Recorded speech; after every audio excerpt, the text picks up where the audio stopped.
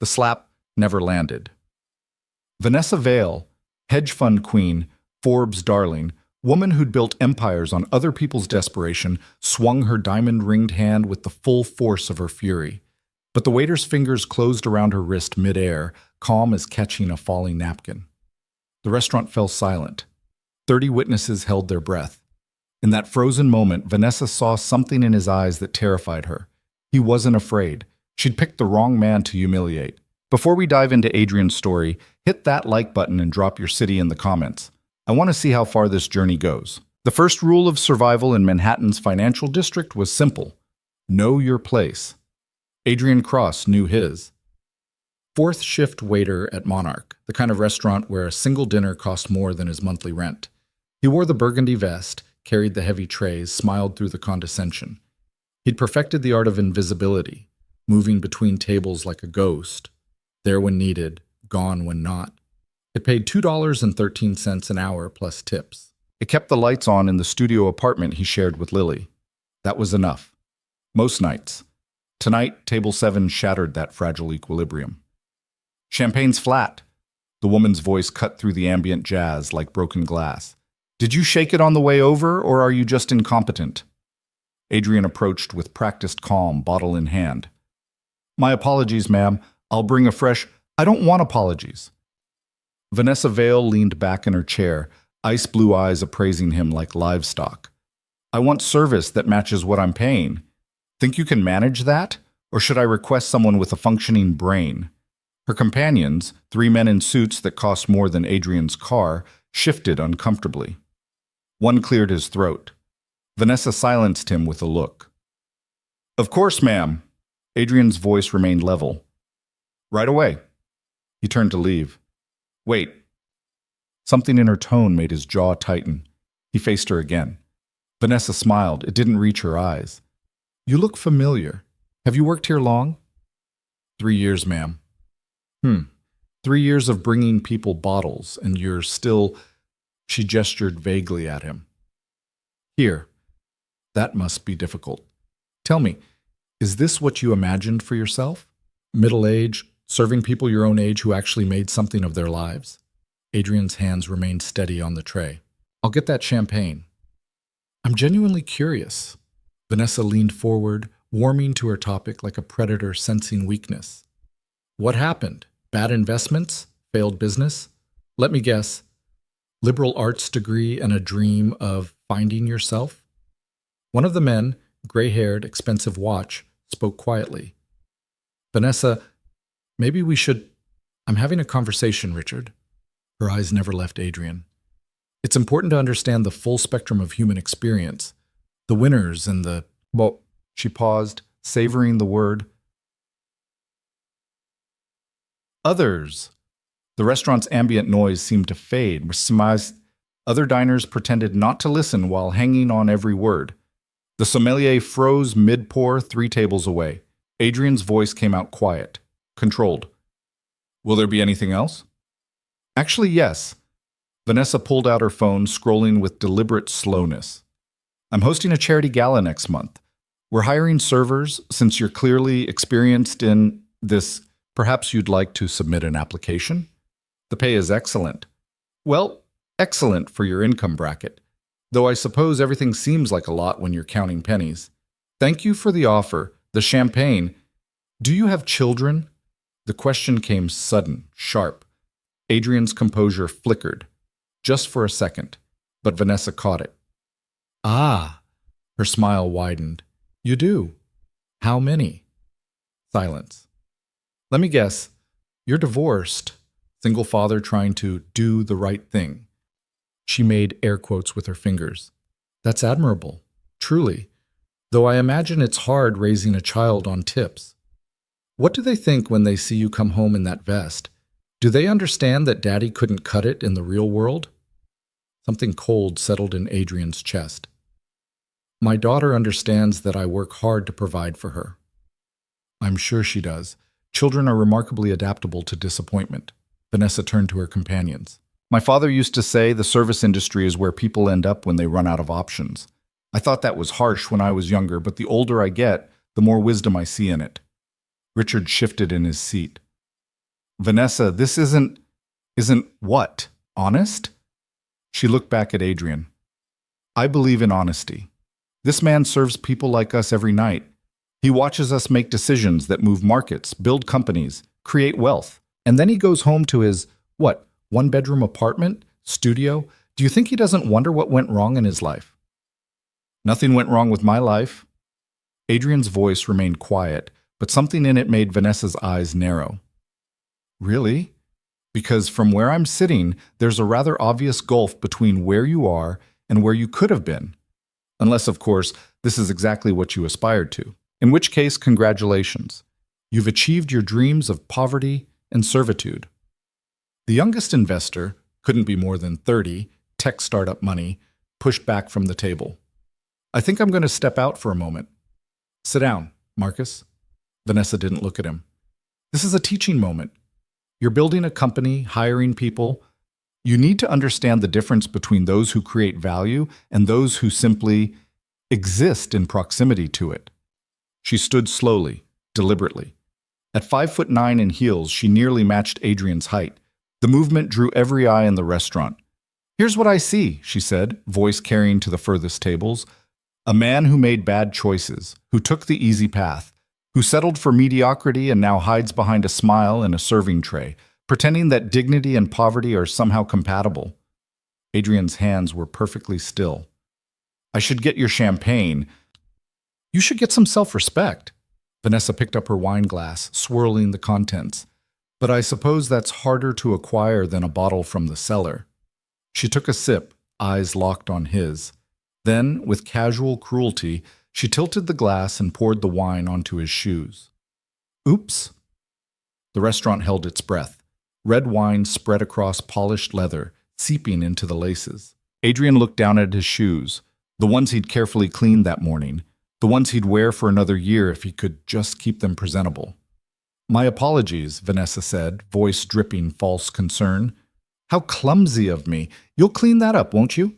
It's what you do, after all. Clean up other people's messes. Adrian crouched slowly, pulling the service cloth from his waist. He began wiping the floor with methodical precision, each movement controlled, deliberate. That's right, Vanessa's voice floated above him. On your knees, where people like you belong. The cloth moved in steady circles. Adrian's breathing remained even. You know what's sad? Vanessa continued.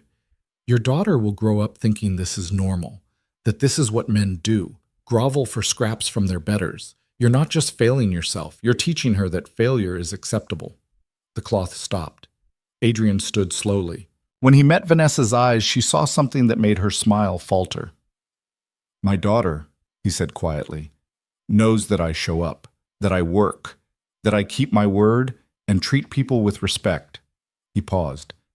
She knows the difference between wealth and worth. Vanessa's face flushed. Excuse me? You asked about my life, about my choices. Adrian's voice remained calm, but something had shifted in his posture. I chose to be present for my child, to put her first, to build a life where she knows she's loved, even if it means wearing this vest. How noble, Vanessa's voice rose, and how convenient that nobility pays so poorly.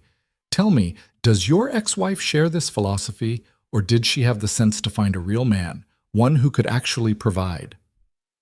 Adrian's jaw tightened. Ah, there it is. Vanessa seized on the reaction. Struck a nerve, did I? What happened?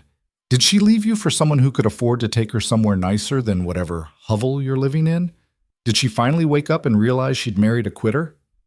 That's enough. Richard stood abruptly. Vanessa, we should go. We're not going anywhere. She didn't take her eyes off Adrian. Not until our server here learns what happens when the help forgets their place. I never forgot my place. Adrian's voice was quiet steel. I'm exactly where I choose to be. Choose? Vanessa laughed, sharp and cruel. You didn't choose this. You defaulted to it. There's a difference, though I suppose subtlety isn't your strong suit. She stepped closer, invading his space. Look at you, standing there with wine on your shoes and delusions in your head, pretending that your circumstances are somehow virtuous. You're not noble. You're not making a sacrifice. You're just another failure in a cheap vest, And the sooner you accept that, Adrian's voice cut through hers. Ma'am, I'm going to ask you to step back. Or what? Vanessa's eyes glittered. You'll file a complaint with management? Please. Do you know how much money I bring to this restaurant? One call from me and you're unemployed, so why don't you... She jabbed a finger into his chest. No. Another jab. You're... Harder. Place. Adrian didn't move, didn't flinch, just stood there, absorbing each contact with the same quiet control he'd maintained since the conversation began. It drove Vanessa to fury. What, nothing to say? No witty comeback? Of course not. You're probably standing there calculating whether you can afford to lose this job, wondering if your pathetic tips will cover rent if I get you fired. She leaned in close. Here's a secret, they won't. And you know what else? Nobody cares. Not your daughter, not your ex-wife, and certainly not Mrs. Vale. The manager appeared at Adrian's elbow, face pale. Perhaps we could continue this conversation in my office?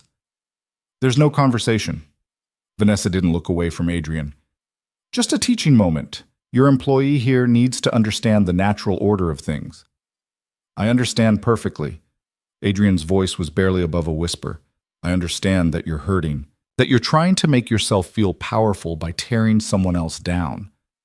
I understand that nothing I say will change how you see me, because you need to see me as less than. It makes you feel like more.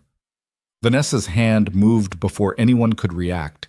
The slap arced toward Adrian's face with every ounce of her considerable strength, rings flashing, fury channeled into violence. It never connected. Adrian's hand came up in a smooth, practiced motion. His fingers closed around her wrist, stopping the blow midair with such casual ease that for a moment nobody moved. The sound of skin on skin, the crack of palm on cheek, never came. Just the soft grip of his hand around her arm, firm but not bruising, controlled but absolute. Don't. One word. Quiet. Final. Vanessa stared at her captured wrist in disbelief. She tried to pull back. Adrian's grip didn't tighten, but it didn't release either. She yanked harder. Nothing. It was like trying to move a statue. Let go of me. Each word came through clenched teeth. When you're calm, Adrian's voice remained steady. I'm not going to let you hit me. You're assaulting me. Vanessa's voice rose to a shriek. Everyone saw. He grabbed me. Everyone saw you try to slap him, Richard said quietly, phone already out. I'm recording, Vanessa. Started when you poured the wine. She whipped her head around. Marcus had his phone out too. So did the table behind them. And the couple by the window. Half the restaurant had their cameras aimed at the confrontation, capturing every second. You're all witnesses, Vanessa shouted. He put his hands on me. I want him arrested. She tried to shove Adrian with her free hand. He sidestepped smoothly, releasing her wrist as he moved. She stumbled forward, caught herself, spun back with eyes blazing. You think you can humiliate me? She charged at him, hands outstretched. Do you know who I am? Adrian moved like water. He shifted his weight, turned his shoulders, and Vanessa's momentum carried her past him. She grabbed for his vest, fingers clutching fabric. Adrian's hand came up, not striking, just guiding her grasping hand away from his body. She overbalanced and staggered into a nearby chair. The restaurant was dead silent except for Vanessa's ragged breathing and the subtle sound of multiple phones recording. Mrs. Vale? The manager's voice shook. I'm going to have to ask you to leave. Leave? Vanessa's laugh was unhinged. You're asking me to leave? This waiter just assaulted me in front of witnesses and you want me to... We all saw you attack him, a woman called from a corner table. Twice. 3 times, actually, someone else added. She tried to slap him, then shoved him, then charged him. He's the aggressor, Vanessa's voice cracked. He grabbed my wrist. That's assault. That's self-defense. Richard pocketed his phone, which is clearly documented. Vanessa, we should go. Now. I'm not going anywhere until that man is arrested. She pointed at Adrian with a shaking hand. Call the police. Do it now. The manager looked at Adrian, who stood perfectly still, hands at his sides, breathing controlled. There was a smudge of wine on his vest, some on his shoes, but otherwise he looked exactly as he had when the shift started, composed, professional, untouched by the chaos around him. "I'll call them," the manager said slowly. "But Mrs. Vale, I think you should know that we have security footage of the entire incident." Vanessa's eyes widened. "I don't care about your footage. I know what happened. He attacked me." "No, ma'am." Adrian spoke for the first time since catching her wrist. "You attacked me. I just didn't let you." "Didn't let me?" Her voice rose to a shriek again. "You think you can tell me what—" She launched herself at him again, fingernails aimed at his face. Adrian pivoted on his back foot, a subtle shift that put him just outside her reach. Vanessa's fingers scraped empty air. Her heel caught on the chair leg. She fell hard, landing on her side with an impact that knocked the wind from her lungs. Nobody moved to help her. She lay there on the marble floor, designer dress hiked up, hair fallen from its elegant twist, breathing in ragged gasps. When she looked up, 30 faces stared back at her. Some shocked, some disgusted, all of them holding phones. "You'll all pay for this," she whispered. Then louder, "All of you. I'll sue this restaurant, that waiter, every person who stood by and watched him attack me. Do you understand? I will destroy." "Vanessa." Richard crouched beside her, voice gentle but firm. "Stop talking. Get up and stop talking. Don't tell me what to— Your investors are watching." He gestured subtly to Marcus, who was typing furiously on his phone, probably already messaging his board. "Your clients are watching. The internet is about to be watching. So please, for once in your life, stop talking and think." Vanessa pushed herself into a sitting position. Her eyes found Adrian, still standing exactly where he'd been, hands at his sides, expression neutral. "This isn't over," she hissed. "You have no idea what you've done." "I stopped you from hitting me," Adrian said quietly. "That's all I did." 2 police officers arrived 20 minutes later. By then, Vanessa had been escorted to the manager's office, where she sat in frigid silence, makeup smeared, dress torn at the seam. Adrian waited by the bar, where the other staff had formed a quiet, protective circle around him. "You okay?" Lisa, the hostess, touched his arm gently. "Fine." Adrian's voice was distant. "Just tired." "That was—" She shook her head. "I've never seen anything like that." "Neither have I." Miguel, the head chef, appeared with a glass of water. 20 years in this industry, never saw someone stand up to a customer like that, especially not Vanessa Vale. "I didn't stand up to her." Adrian took the water gratefully. "I just didn't fall down." The officers took statements from everyone. Richard showed them his video. So did Marcus. So did 6 other diners.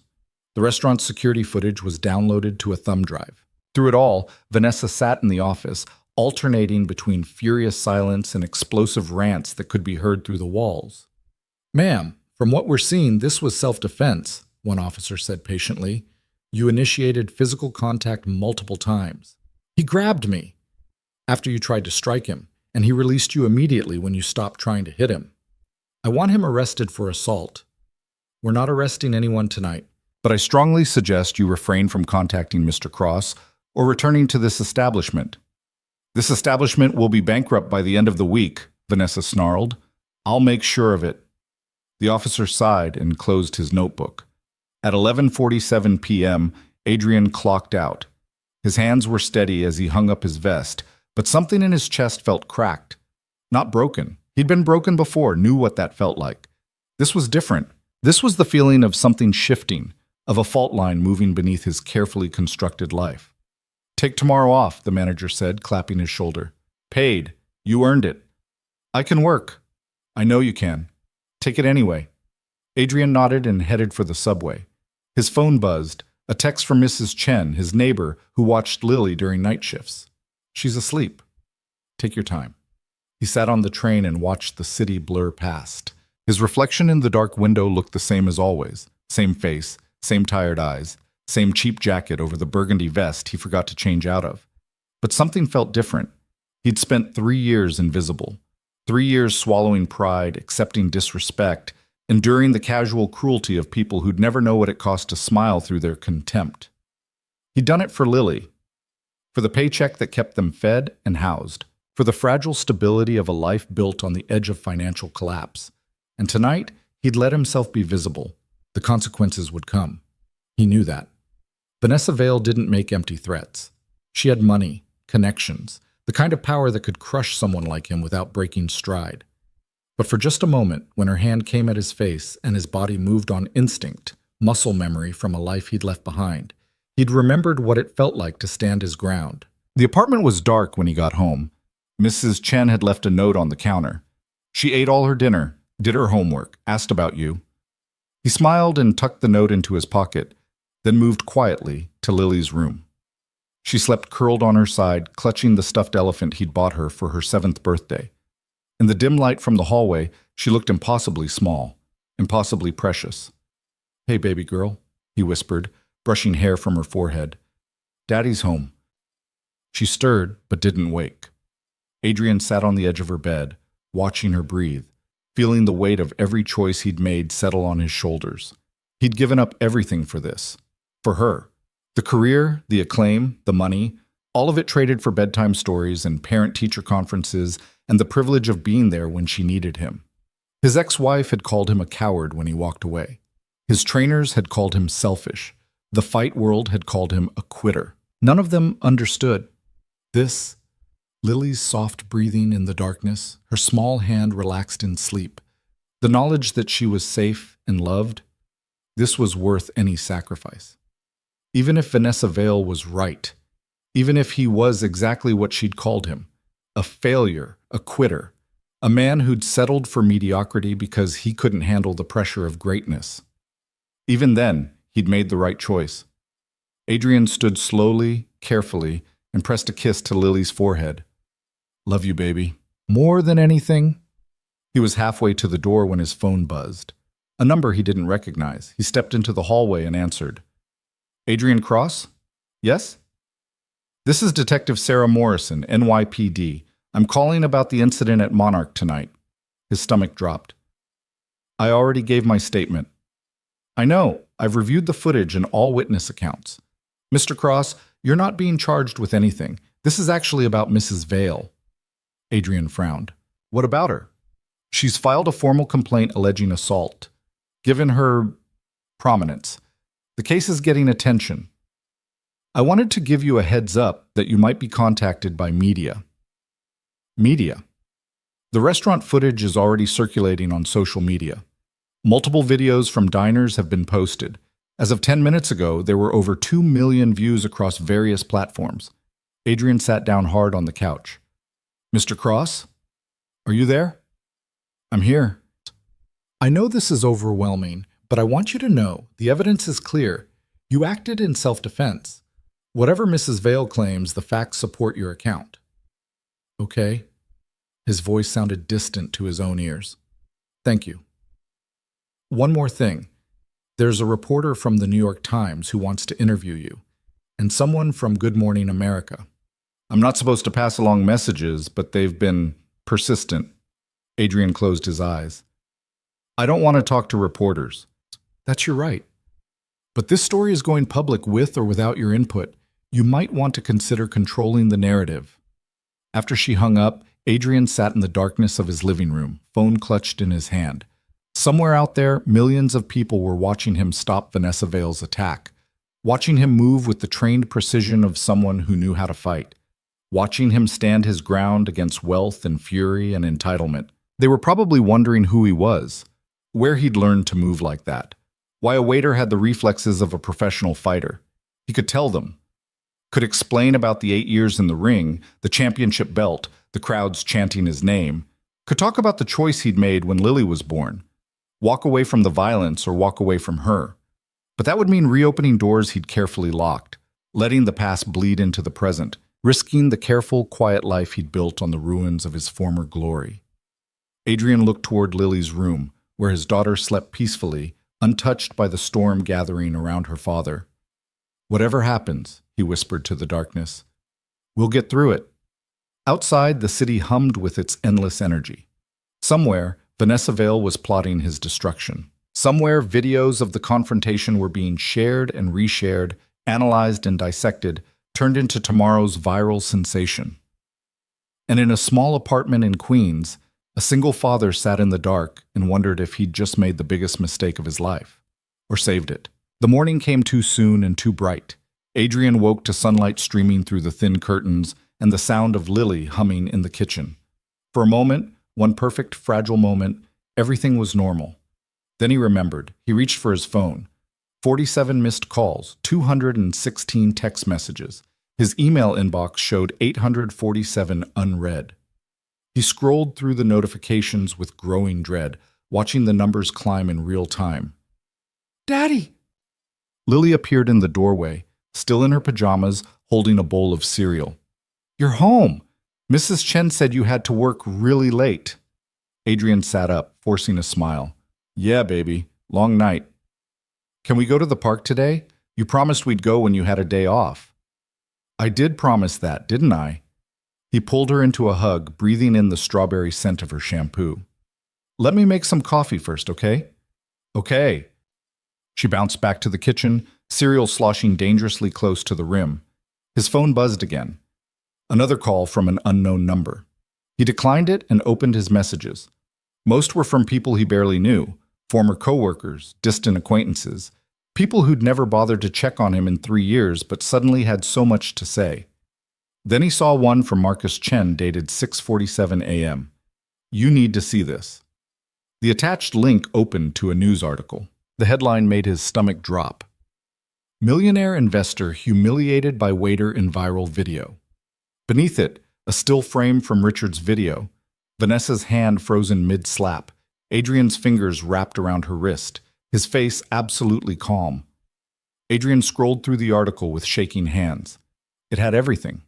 The videos, screenshots from social media, quotes from witnesses, a brief bio of Vanessa that read like a corporate hit piece, her net worth, her investment firm, a mention of previous controversial business practices. Then, near the end, a single paragraph about him. The waiter, identified as Adrian Cross, 34, has worked at Monarch for 3 years. Little is known about his background, though several witnesses described his response to Vale's attack as professionally trained and unnervingly controlled. Restaurant management declined to comment on Cross's employment status. His phone rang. Lisa, the hostess. "Are you seeing this?" Her voice was breathless. "Adrian, it's everywhere. CNN, Fox, MSNBC, everyone's running the story." "I'm seeing it. There's reporters outside the restaurant. They've been here since 6. They're asking about you, wanting interviews, offering money for information. What are you telling them?" "Nothing. None of us are. But Adrian," she paused, "the manager wants to talk to you. He said to call him when you can." After she hung up, Adrian sat on the edge of his bed, phone in hand, trying to process what was happening. His quiet life, the one he'd built so carefully, piece by fragile piece, was being torn apart by strangers with cameras and keyboards. "Daddy, your coffee's getting cold." He found Lily at the kitchen table, swinging her legs, watching him with those too perceptive eyes. "What's wrong?" she asked. "Nothing, baby." "You look sad." Adrian sat beside her, taking the coffee mug she'd prepared. More milk than coffee, the way she thought he liked it. "Just thinking about work stuff." "Did something bad happen?" He looked at his daughter, at the trust in her face, and felt something crack in his chest. She was 7. She shouldn't have to worry about her father's problems. She shouldn't have to wonder if they'd be okay. "Everything's fine," he lied. "How about we get dressed and go to the park? We can stop for breakfast on the way." Her face lit up. "Really? Can we go to the place with the good pancakes?" "The place with the good pancakes it is." While Lily got ready, Adrian called the manager. David picked up on the first ring. "Adrian, thank God. Are you okay?" "Define okay." "Fair point," David sighed. "Look, I'll get right to it. Corporate called this morning. They want you to take a leave of absence. Paid, full benefits, until this blows over." Adrian's hand tightened on the phone. "They're firing me."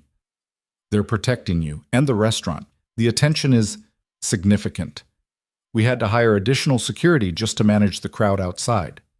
"I didn't do anything wrong." "I know that. Everyone knows that. But Adrian, Vanessa Vale is one of the most powerful women in New York. Her lawyers are already making noise. Corporate thinks it's better if you're not here while they sort it out." "How long?" 2 weeks. Maybe more. They'll keep paying you regardless." It should have felt like relief, paid time off, a break from the grind, safety from Vanessa's reach. Instead, it felt like falling, like the ground disappearing beneath his feet. "Okay," he said quietly. "Tell them okay. There's something else. The press is looking for you. Your address might not be safe. Do you have somewhere you can go?" Adrian looked around his apartment, the peeling paint, the secondhand furniture, the stack of Lily's drawings on the refrigerator. Somewhere to go. Like he had options. Like he was the kind of person with a vacation home or family money or friends with guest rooms. "I'll figure it out." "Adrian, I'm serious. These people are relentless. They'll camp outside your building. They'll follow you. Lily, don't." His voice came out sharp. "Don't talk about my daughter." Silence on the other end. Then softer. "I'm trying to help." "I know, I appreciate it, but I can handle this." After he hung up, Adrian stood in his kitchen and tried to believe that was true. He could handle this. He'd handled worse. He'd handled his marriage falling apart, handled walking away from a career that defined him, handled 3 years of serving people who looked through him like he was furniture. He could handle some reporters and a vindictive millionaire. Probably. The park was crowded with Sunday families, parents pushing strollers, kids on swings, dogs chasing frisbees. Adrian and Lily found their usual bench near the playground, the one with a view of the whole park. He watched her run to the slide, ponytail bouncing, and felt some of the tension ease from his shoulders. This was real. This was what mattered. His phone buzzed. Another unknown number. He was about to decline when something made him answer. "Mr. Cross?" A woman's voice, professional and warm. "My name is Jennifer Santos. I'm a reporter with the New York Times. I was hoping we could talk about what happened at Monarch last night. I'm not interested in... I've reviewed all the footage, every angle. Mr. Cross, you showed incredible restraint under extreme provocation. The public is responding to that. They want to know who you are." "I'm nobody." "With respect, sir, you're about to be somebody whether you like it or not. This story is going national. You can let other people define you, or you can tell your own story." Adrian watched Lily climb the ladder to the slide, her face bright with concentration. "I just want to be left alone." "I understand, but Mr. Cross, Vanessa Vale's PR team is already spinning this. They're painting you as aggressive, volatile, potentially dangerous. They're suggesting the restaurant should have done background checks, that you might have a criminal history." His jaw tightened. "I don't have a criminal history." "I know, but they're creating doubt. And in the absence of your voice, that doubt becomes the narrative." "What do you want from me?" 20 minutes. On the record, tell me about yourself, your daughter, why you work at Monarch. Let people see the real person, not the character Vale's team is creating." Adrian was quiet for a long moment, watching Lily slide down and immediately run back for another turn, the same way she always did. 3 times, minimum, before moving to the swings. "I need to think about it," he said finally. "Of course. But Mr. Cross, think fast. This story moves with or without you." She gave him her number and hung up. Adrian stared at his phone, at the growing list of missed calls and messages, at the world trying to force its way into his carefully protected life. "Daddy, watch this!" He looked up to see Lily hanging upside down from the monkey bars, grinning wildly. "Very impressive," he called. "Be careful." "I'm always careful." She wasn't. She was 7 and fearless and convinced nothing bad could happen as long as her daddy was watching. The faith in that, the absolute trust, made his throat tight. His phone rang again. This time, a number he recognized. Richard Montoya, the investor from last night. "Mr. Cross, I apologize for calling. I got your number from the restaurant manager. I hope that's not too forward." "What can I do for you, Mr. Montoya?" "It's what I can do for you, actually. I wanted to let you know that I've withdrawn my investment from Vanessa's fund. So has Marcus. We're not the only ones." Adrian sat up straighter. "Because of last night? Because of who she revealed herself to be last night. I've known Vanessa for 6 years. I've watched her be ruthless in business, aggressive in negotiations, uncompromising in her standards. But what she did to you," he paused, "that wasn't business. That was cruelty. And I won't be associated with it." "Mr. Montoya, I appreciate that, but you don't have to." "I know I don't have to. I want to. And I'm calling because her lawyers are going to come at you hard. She's embarrassed, exposed and desperate to regain control. You need representation. I can't afford... I'm not asking you to pay. I'm referring you to my personal attorney, Sarah Chen. She's the best, and she's willing to take your case pro bono if you're interested. Adrian's throat was tight. Why would you do this? Because you showed more dignity in 5 minutes than Vanessa has in her entire career. Because I have a daughter your daughter's age, and I want her to grow up in a world where doing the right thing matters. Richard's voice softened. And because someone helped me once when I needed it, I'm returning the favor. Adrian looked at Lily, now on the swings, pumping her legs to go higher. Thank you. Don't thank me yet. This is going to get messy. Vanessa doesn't lose gracefully, but you won't face it alone. After they exchanged information and hung up, Adrian sat on the bench and felt the world tilt slightly back towards stable. He had a lawyer. He had support. Maybe, just maybe, he could survive this. Daddy! Lily ran over, breathing hard. There's an ice cream truck. Can we get some? He checked his wallet. Enough for 2 cones. Barely. Absolutely. What flavor?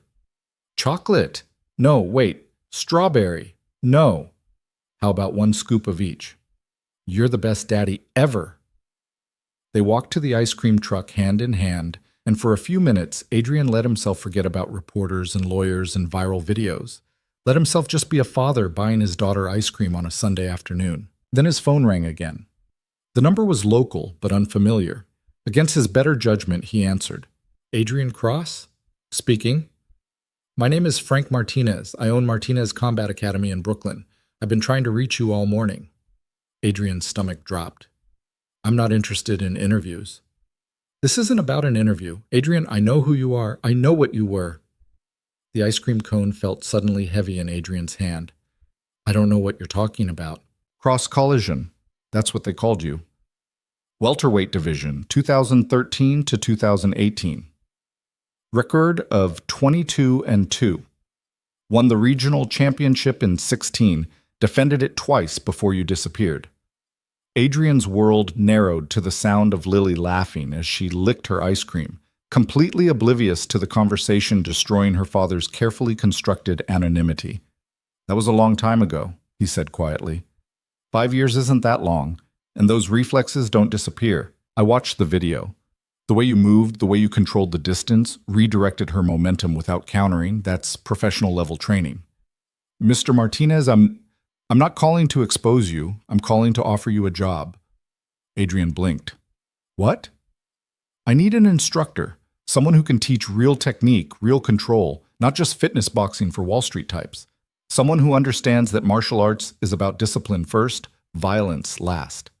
Frank's voice was earnest. Someone exactly like you. I don't fight anymore. I'm not asking you to. I'm asking you to teach. To pass on what you know to people who need it. Single mothers learning self-defense, kids who need structure, people who want to feel strong without being violent. I have a daughter, a job, a life. A job that just puts you on leave. A life that's about to be torn apart by media attention. Adrian, you need somewhere to go. Somewhere that isn't your apartment or that restaurant. Let me offer you that. Lily tugged his hand. Daddy, you're not eating your ice cream. It's melting. He looked down at the cone dripping onto his fingers, then back at his daughter's concerned face. I need to think about it, he told Frank. Fair enough. But Adrian, don't think too long. Whatever you were running from when you quit fighting, it's already caught up with you. The question is what you do now. That night, after Lily fell asleep, Adrian sat on the couch with his laptop and did something he'd avoided for 5 years. He searched for himself. The results were fewer than he expected. A few fight videos on YouTube with a couple thousand views each. Some archived forum posts debating why he'd retired so young. A Wikipedia stub that listed his record and ended with disappeared from professional fighting in 2018. He clicked on one of the videos. The quality was grainy, filmed from the cheap seats of some venue he barely remembered. But the fighter in the ring, younger, harder, sharper, that was him. Cross collision, they'd called him. Because he didn't dodge punches so much as redirect them, using his opponent's momentum to create openings. In the video, he watched himself move with fluid precision, saw the way he controlled the space. Never wasting energy, never showing emotion. It was like watching a stranger, someone he used to know. The fight ended in the third round with a technical knockout. The referee raised his hand, the crowd cheered, and young Adrian Cross stood in the center of the ring, victorious and utterly empty. He'd quit 2 months later, found out his girlfriend was pregnant, realized he was about to be a father, and understood with perfect clarity that he couldn't do both. Couldn't train 8 hours a day and change diapers. Couldn't take punches for money and be present for bedtime stories. Couldn't build a career on controlled violence and teach his daughter that strength meant gentleness. So he'd walked away. Walked away from the belt, the money, the identity he'd built since he was 16. Walked away from everyone who told him he was making a mistake, throwing away his potential, choosing wrong. He'd never regretted it. Until now, sitting in his small apartment with reporters camped outside and his face going viral, and the whole world suddenly interested in the person he'd worked so hard to leave behind. His phone buzzed. A text from an unknown number. "You should have stayed down where you belong. This isn't over." V. Adrian stared at the message, at the thinly veiled threat, and felt something cold settle in his chest. Vanessa wasn't going to let this go. She was going to come at him with everything she had. Lawyers, PR firms, money, connections, until she'd destroyed him or he'd submitted, and he had nothing to fight back with except the truth. He opened his email and found Jennifer Santos's message. Read it twice. Then, before he could second-guess himself, he typed a reply. 20 minutes, tomorrow afternoon, but not at my apartment. I choose the location. Her response came within seconds. Deal. Where? He thought about it. Somewhere public enough to be safe, but private enough to be honest. Somewhere that meant something. Martinez Combat Academy, Brooklyn, 2 p.m. He hit send before he could change his mind. Then he called Frank Martinez. "I'll take the job," Adrian said when the older man answered, "but I have conditions." "Name them." "Flexible hours, nothing that conflicts with my daughter's schedule. No media appearances, no promotional material using my name or image. And if anyone asks about my past, the answer is no comment." Frank was quiet for a moment. "You know people are going to ask. After that video." "I know, but this is about teaching, not about me. If you can accept that, I'm in." "I can accept that. When can you start?" "Wednesday." "Wednesday it is. Welcome aboard, Adrian." After he hung up, Adrian sat in the darkness and felt the pieces of his life rearranging themselves into something unrecognizable. A new job, a media interview, a legal battle brewing, his anonymity shattered, his past resurrected, everything he'd worked for changing overnight. He checked on Lily one more time before bed. She'd kicked off her blankets, as always, one arm thrown over her head. He tucked her back in gently, careful not to wake her. "I'm sorry," he whispered. "I'm sorry for what's coming, but I promise, we'll get through it." She stirred in her sleep, mumbling something about pancakes, and Adrian felt his heart break just a little. He'd protected her from so much. From the fighting world and its violence. From the divorce and its ugliness. From poverty and instability and the constant fear that they might not make it. But he couldn't protect her from this. The video was already everywhere. Her classmates would see it. Their parents would talk. Someone would say something, or ask something, or look at them differently, and Lily would know that something had changed. Adrian returned to the living room and pulled up the news coverage on his laptop. The story had evolved since morning. Now there were think pieces about class dynamics and power structures, op-eds about standing up to bullies, social media movements with hashtags he couldn't bring himself to read, and through it all, his face, over and over. The moment he caught Vanessa's wrist, the controlled calm in his eyes, the precision of his movements. People were calling him a hero. They had no idea what they were talking about. Heroes didn't run away from their careers. Heroes didn't let their marriages collapse. Heroes didn't spend 3 years invisible, swallowing pride and enduring disrespect because they were too afraid to be visible. Heroes were brave. Adrian was just a father doing his best. His phone buzzed with another message, this one from Marcus, the young investor. "Heads up, Vanessa's PR team is planning a press conference tomorrow. They're going to paint you as dangerous. Thought you should know." Adrian typed back, "Thanks for the warning." Then he added, "Why are you helping me?" The response came quickly. Because I spent 2 years watching her treat people like garbage and telling myself it was just business. Last night made me realize I was wrong. This is the least I can do. At midnight, Adrian finally allowed himself to sleep. He dreamed of the ring, of crowds and bells, and the feeling of his fist connecting with someone's face. Dreamed of Vanessa's hand coming at him again and again, endless loops of the same moment. Dreamed of Lily asking why everyone was staring at them, and not having an answer that would make her feel safe. He woke at 3 a.m. to the sound of voices outside, crossed to the window and carefully pulled back the curtain. 3 news vans parked on the street. Reporters with cameras waiting for morning, waiting for him. David had been right. His address wasn't safe anymore. Adrian let the curtain fall back and returned to bed. He stared at the ceiling and tried to imagine what tomorrow would bring. The interview with Jennifer, Vanessa's press conference, the job at Frank's gym, all of it swirling together into a future he couldn't predict or control. For 5 years, he'd known exactly who he was. Single father. Waiter.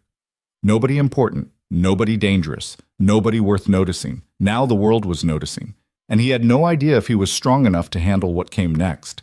Morning arrived with the mechanical whir of camera shutters and the murmur of voices outside. Adrian stood at the window, watching the media presence triple since last night. 7 vans now, maybe 8. A small crowd of curiosity seekers had gathered across the street, phones out, hoping to catch a glimpse of the viral waiter. "Daddy, why are there so many people outside?"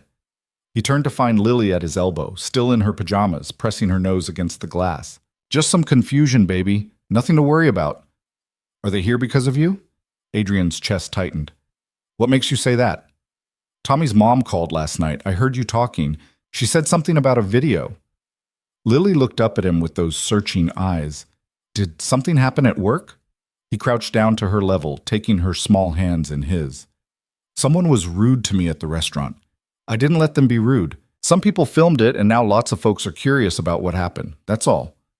"Were you scared?" "No, baby, I wasn't scared." "Good."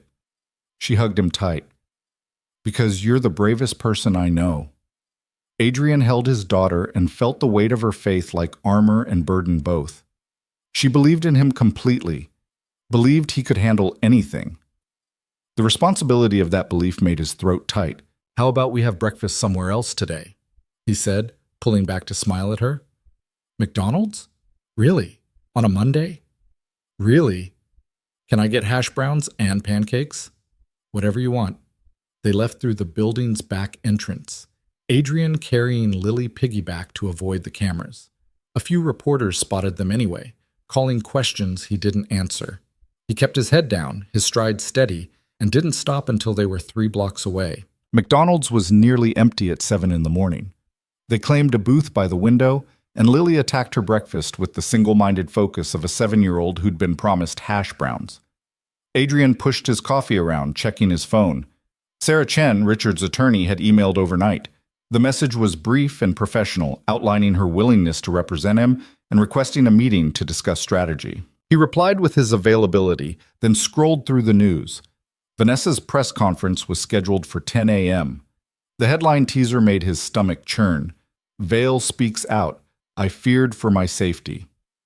"Daddy, you're not eating." He looked up to find Lily watching him with concern. "Just not very hungry, baby." "Are you sick?"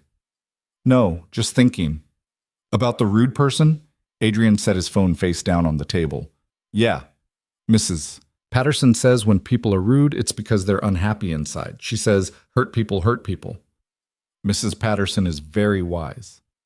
"So maybe that person was just sad, and they took it out on you because you were there." Lily dipped a hash brown in ketchup thoughtfully. "That's still not nice, though." "No, it's not. But you didn't hurt them back, right? You just stopped them from being mean?" "That's right." "Then you did the right thing." She said it with such certainty, such absolute conviction, that Adrian felt something loosen in his chest. "Mrs. Patterson also says doing the right thing is more important than being liked." Adrian reached across the table and squeezed her hand. "When did you get so smart?" "I've always been smart. You just don't always listen." He laughed, actually laughed, for the first time since Saturday night. "You're absolutely right. I should listen to you more." They finished breakfast slowly, drawing out the normalcy of it. Then Adrian called Mrs. Chen to see if she could watch Lily for the afternoon. The conversation was brief and warm, the older woman asking no questions about the cameras or the news, just confirming she'd be happy to have Lily over. By noon, Adrian was on the subway to Brooklyn, watching the city blur past. His phone buzzed constantly. Messages from former coworkers, friend requests from strangers, interview requests from media outlets he'd never heard of. He ignored all of it. At 12:47 p.m., Vanessa Vale's face appeared on every screen in the subway car. Someone had the press conference streaming on their phone, volume up. Adrian couldn't look away. Vanessa sat behind a podium, flanked by lawyers, looking polished and wounded. Her eyes were slightly red, makeup artfully smudged to suggest tears. She wore a simple black dress, minimal jewelry, the picture of elegant vulnerability. "I want to start by saying how difficult this is for me," she began, voice soft and trembling. "As a woman in business, I'm used to being attacked, criticized, second-guessed. But what happened Saturday night crossed a line." Adrian's jaw tightened. "I was having dinner with colleagues when our server became agitated. I don't know what triggered it. Perhaps something I said was misconstrued. Perhaps he was having a bad day. But his demeanor changed. He became hostile." The lawyer beside her leaned forward, whispering something. Vanessa nodded and continued. "When I asked him to step back, he grabbed my wrist, forcefully. I was terrified. This man is clearly trained in combat. You can see it in the videos. The way he moves, the precision of his grip. I'm a 53-year-old woman. I had no way to defend myself." Someone in the subway car muttered, "That's not what the video showed." Vanessa's voice grew stronger, more indignant. "I've been portrayed as the aggressor in this situation, as if defending myself from a man twice my strength somehow makes me the villain. The reality is I feared for my safety. When someone with that level of physical training puts their hands on you, you don't know what's going to happen next." "She's lying," a woman near Adrian said loudly. "I saw the full video. She attacked him first." "The media has turned this into entertainment," Vanessa continued. "Viral content, memes. But this was a traumatic experience for me. I'm working with my therapist to process what happened, and I'm consulting with my legal team about appropriate next steps." The threat was clear. She was going to sue. Adrian's phone buzzed, a text from Jennifer Santos. "Watching this?" He replied, "Hard not to." "Oh, still good for 2 p.m.? "Yes." "Good. Let her dig her hole deeper. We'll bury her with the truth." Martinez Combat Academy occupied the ground floor of a converted warehouse in Red Hook. The exterior was weathered brick and graffiti, but inside the space was clean and professional. Heavy bags hung from reinforced ceiling beams. A full-size ring dominated the center. Training mats covered one wall. The smell of sweat and leather filled the air. Frank Martinez met him at the door. Late 50s, compact and solid, with graying hair and the cauliflower ears of someone who'd spent decades in the ring. "Adrian, good to see you in person." They shook hands. "Place looks different when you're not watching videos of it on YouTube, I imagine." "You knew I looked you up." "Would have been disappointed if you hadn't." Frank gestured around the gym. "This is it. Nothing fancy, but it's honest. We train about 40 regular students, ages 8 to 60. Self-defense classes twice a week. Competition training for the kids who want it. Open gym time for everyone else." Adrian walked slowly through the space, taking it in. The equipment was worn but well-maintained. Someone had painted a mural on the far wall, a quote in flowing script. "The warrior's greatest weapon is self-control." "I like that," Adrian said, pointing. "One of my students did it. 15-year-old kid from the projects who came in angry and left disciplined. That's what we do here. We turn rage into focus." "And you think I can teach that?" Frank's expression grew serious. "Adrian, I watched you stop an assault without throwing a single punch. Watched you control distance, redirect aggression, maintain absolute composure under pressure. That's not just training, that's mastery. That was 5 years ago. Technique like that doesn't disappear. It's muscle memory, bone deep." Frank crossed his arms. "Look, I'm not going to pretend I know your whole story. Why you quit, why you're working as a waiter, why you've been hiding. That's your business. But I know what I saw in that video, and I know what this gym needs." "What does it need?" Someone who understands that strength without discipline is just violence. Someone who can teach these kids that backing down isn't weakness and fighting back isn't always strength. Frank's voice softened. Someone who chose his daughter over his career and doesn't regret it. Adrian's throat was tight. How did you? I did my research too. Found your old interviews back when you were fighting.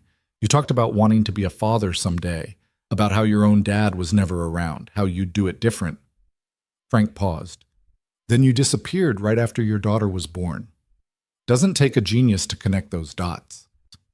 They stood in silence for a moment, the gym's ambient sounds filling the space, the rhythmic thud of someone hitting a bag in the back room, the creak of floorboards, distant traffic. I can't do competition training, Adrian said finally. I can't coach kids to fight for sport. Don't want you to. I've got other instructors for that. What I need is someone to teach fundamentals, control, discipline, self-defense that's actually about defense, not ego. Flexible hours. No evenings past 6. No weekends. Done.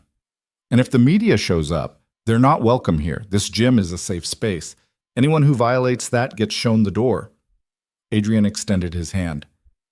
Then I guess I work for you. Frank's grip was firm. Welcome to the team. Now let's talk about this interview you've got scheduled here in an hour.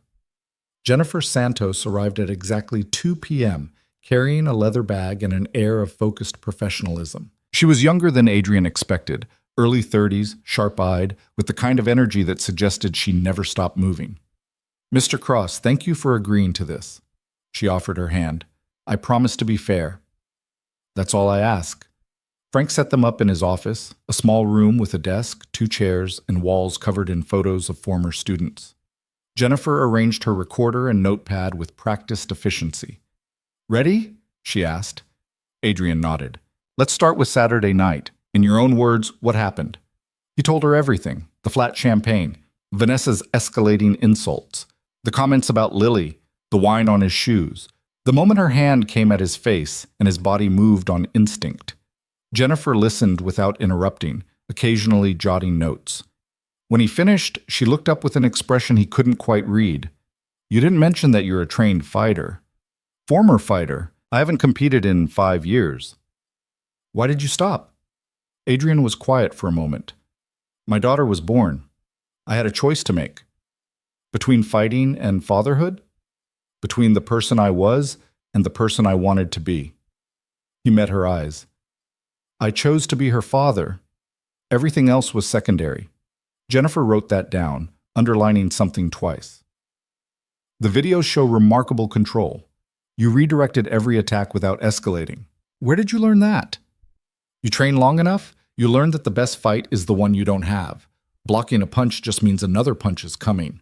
But if you can control the distance, redirect the energy, you can end a confrontation without anyone getting hurt. Is that what you were doing with Mrs. Vale? Ending the confrontation? I was stopping her from hitting me, that's all. She's claiming you assaulted her.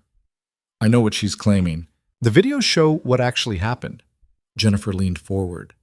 Mr. Cross, you've spent 5 years working a minimum wage job despite having skills that could have earned you significantly more. You've maintained complete anonymity despite a notable athletic career. You've avoided confrontation, accepted disrespect, made yourself invisible. She paused.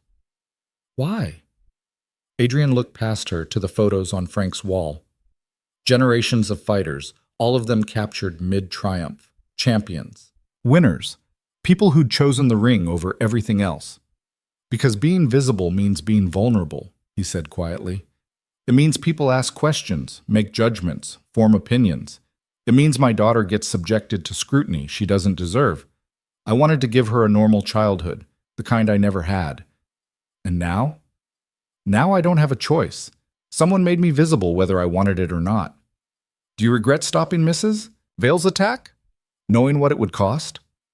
Adrian thought about the reporters outside his apartment, the leave of absence, the cameras and questions and viral videos.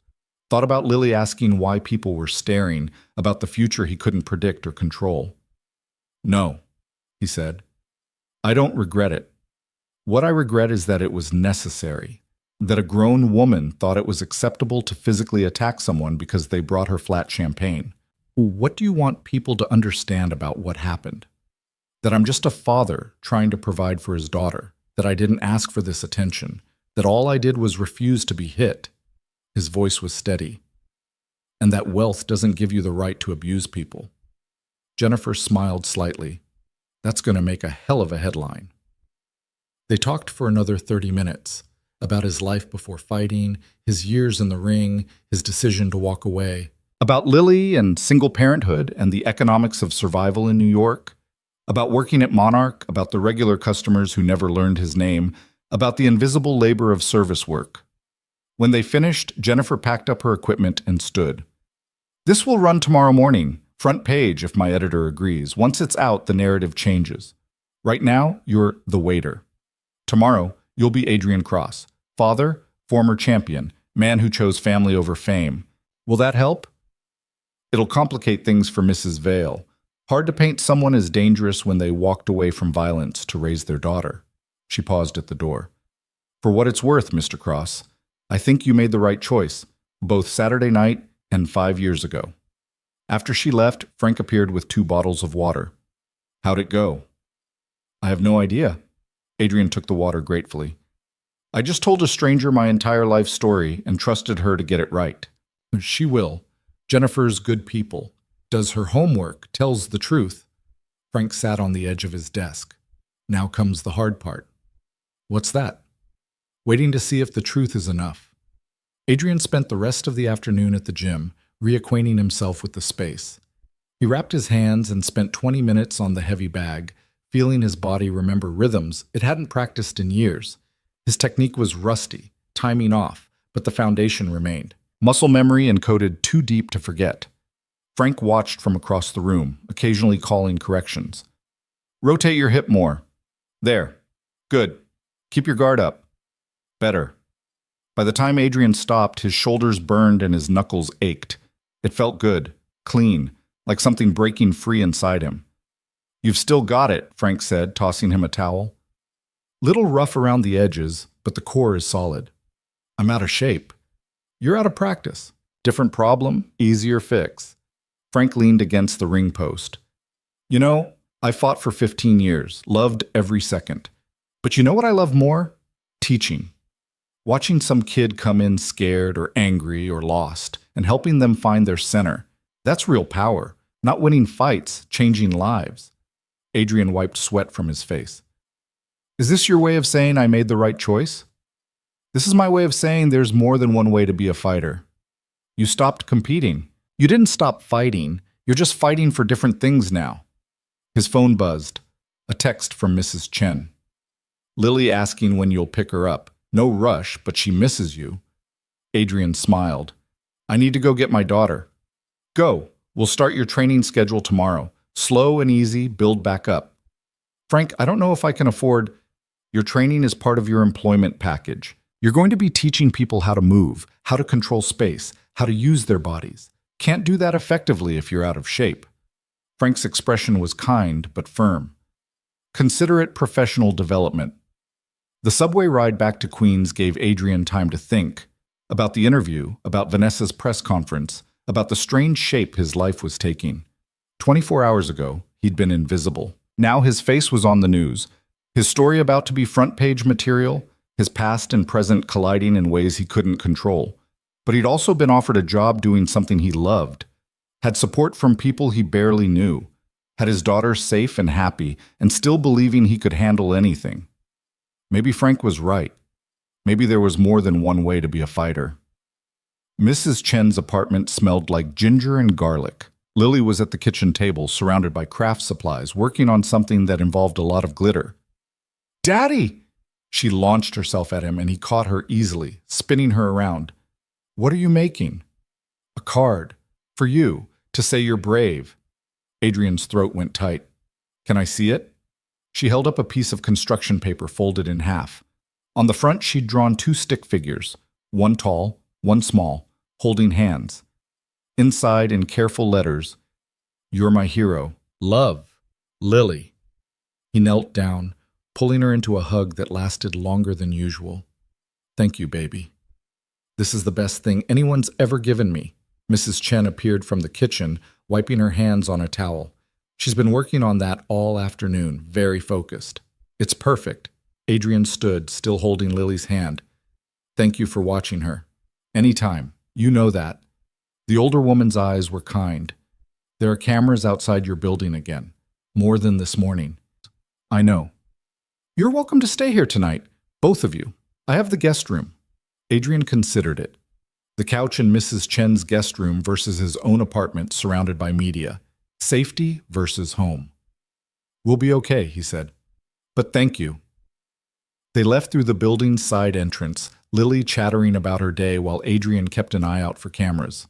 The reporters had multiplied, at least a dozen now, clustering near his building's entrance with their equipment and their questions. Adrian picked Lily up, shielding her face against his shoulder. What are we doing? She whispered. Just getting home quick, baby. Hold on tight. They made it halfway to the door before someone shouted, Mr. Cross, is it true you were a professional fighter? He didn't answer, didn't slow down, just kept moving toward the entrance. Adrian, how does it feel to be called a hero?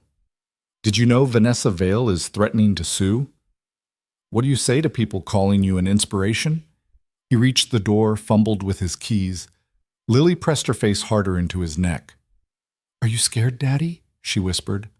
No, baby, just annoyed. Inside, they climbed the stairs to their apartment in silence. Adrian set Lily down once they were safely behind the locked door, then closed all the curtains. Why are those people asking about you? Lily's voice was small. Adrian sat on the couch, patting the cushion beside him. She climbed up, tucking herself under his arm. Remember how I told you someone was rude to me at work? She nodded. Well, some people filmed what happened, and now lots of folks want to talk about it. They're curious. About what? About why I didn't let that person be rude. About where I learned to stand up for myself. He chose his words carefully. Baby, before you were born, I used to be a fighter. Not like an argument fighter, an actual fighter. In a ring, with gloves and rules. Lily's eyes went wide. Like in the movies? Sort of, but real. I was pretty good at it. Why did you stop? Because you were born, and being your daddy was more important than anything else. She thought about this for a moment, her small face serious. So you gave up fighting to take care of me? I didn't give up anything, baby. I chose you. Best choice I ever made. But those people outside, they're asking about the fighting. They're asking about a lot of things. But mostly, yes. Lily was quiet for a long moment, her fingers playing with the edge of his shirt. Are you going to fight again? No, never. I'm going to teach people how to be safe, how to be strong without hurting others. But I'm not going to fight. Promise? Promise. She relaxed against him, and they sat like that while darkness fell outside and the cameras kept rolling and Adrian's phone kept buzzing with messages he didn't read. At some point, Lily fell asleep. Adrian carried her to bed, tucking her in with the practiced care of 5 years' experience. He stood in her doorway watching her breathe, this small person who'd changed everything, who'd given him purpose when he'd had none. Whatever happened tomorrow, whatever the article said, whatever Vanessa did, whatever the world thought, he'd done the right thing. For Lily, for himself, for the kind of man he wanted to be. His phone lit up with a new email. The subject line made his heart skip. Tomorrow's story. Preview. Jennifer had sent him an advance copy. He opened it with shaking hands and read the headline. The waiter who walked away. Adrian Cross chose fatherhood over fame, dignity over revenge. The article was fair. More than fair. It was compassionate. She'd captured his words exactly, framed his story with respect, and included expert analysis of the confrontation that supported his account completely. At the bottom, a note from Jennifer. This runs at 6 a.m. Prepare yourself. Everything changes tomorrow. Adrian set his phone down and looked around his small apartment. The second-hand furniture. The drawings on the refrigerator. The life he'd built from scratch, piece by careful piece. Everything changes tomorrow. He thought he'd been ready for that. But sitting in the darkness, listening to his daughter sleep, feeling the future rushing toward him like a wave, Adrian realized he had no idea what ready really meant. All he could do was stand his ground. Again. Adrian's phone started ringing at 5:53 a.m. 7 minutes before Jennifer's article went live. He'd been awake for hours, sitting at the kitchen table with cold coffee, watching the sky lighten over Queens. The first call was from a Los Angeles number he didn't recognize. He let it go to voicemail. The second came 30 seconds later, then a third. By 6:02 a.m., his phone was useless, overwhelmed by the flood of incoming calls and messages. He powered it off and sat in the sudden silence, trying to prepare himself for what came next. At 6:15, someone knocked on his door. Adrian approached cautiously, checking the peephole. Mrs. Chen stood in the hallway, holding a newspaper and looking concerned. "You've seen it?" she asked when he opened the door. "The article?" "I got an advance copy." Not just the article. She handed him the physical newspaper, front page. His photo dominated the upper half, not from the restaurant incident, but an old fight photo Jennifer must have dug up. Him in the ring, gloves raised, face focused and fierce. The headline stretched across the width of the page in bold letters. Below it, a secondary headline: Vanessa Vale's investment firm under investigation following viral confrontation. Adrian stared at the words, reading them twice to make sure he understood. "There's more," Mrs. Chen said quietly. "Turn to page 4. He did. The continuation of his story ran alongside another article about Vanessa. Apparently, the publicity had triggered scrutiny of her business practices. 3 former employees had come forward with allegations of workplace abuse. 2 clients had withdrawn significant investments. The SEC had announced a review of her firm's recent transactions. "She's being destroyed," Adrian said, voice hollow. "She's being held accountable." Mrs. Chen's tone was firm. "There's a difference." "I didn't want this." "I know, but sometimes the truth has consequences, even when we don't seek them." She touched his arm gently. "How are you holding up?" "I don't know. Ask me tomorrow." After Mrs. Chen left, Adrian checked on Lily, still asleep, oblivious to the chaos, then turned his phone back on. The voicemail inbox was full. 347 text messages. Emails in the thousands. He scrolled through them with growing disbelief. Interview requests from every major network. Speaking engagement offers. A book deal proposal. Multiple agents wanting to represent him. Someone from Hollywood asking about film rights. The messages blurred together into a surreal collage of opportunity and intrusion. One text stood out, sent at 6:08 a.m. from Richard Montoya. "Vanessa's firm is hemorrhaging clients. 3 board members resigned overnight. Thought you should know." Another from Marcus. "You did it. She's finished. Well done." Adrian set the phone down, feeling none of the satisfaction those messages seemed to expect. He hadn't done anything except refuse to be hit. The rest, Vanessa's downfall, the investigation, the public reckoning, that wasn't his doing. That was the internet's hunger for justice, the media's appetite for scandal, the accumulated resentment of everyone she'd ever wronged finally finding an outlet. He'd just been the spark.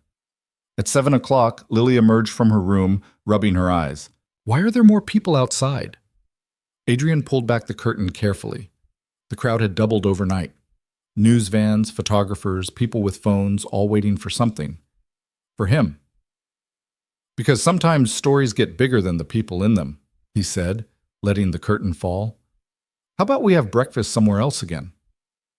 "McDonald's 2 days in a row?" Lily's eyes went wide. "Are we rich now?" "No, baby. We're just avoiding the crowd." "Oh." She thought about this. "Can I still get hash browns?" They left through the basement, emerging 3 buildings down, and made it to the subway before anyone spotted them. The train car was crowded with morning commuters, everyone absorbed in their phones. Adrian watched over Lily's shoulder as a woman scrolled through an article about him, not realizing he was standing 3 feet away.